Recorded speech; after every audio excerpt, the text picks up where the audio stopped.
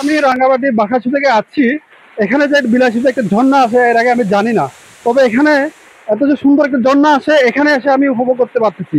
আর ব্যাপারটা হচ্ছে, এত কষ্ট করে এত দূর পর্যন্ত হেঁটে এসে আসার সময় আমি ভাবতেছি অনেক দূর, আমার জন্য অনেক কষ্ট হচ্ছে। কিন্তু আমি যখন ঝর্ণাতে বসলাম, তখন আমার ঝর্ণাতে গোসল করা মাত্র সব কষ্ট একদম, আমার যে এই যে এত দূর হেঁটে আসা সবকিছু দূরীভূত হয়ে গেছে। আসলে অনেক ভালো লাগতেছে। এবং আর এরকম একটা যে আউটস্ট্যান্ডিং মোমেন্ট পাবো, সেটা আহ, কল্পনা করতে পারতেছি না। আসলে খুবই সুন্দর, খুবই ভালো লাগতেছে।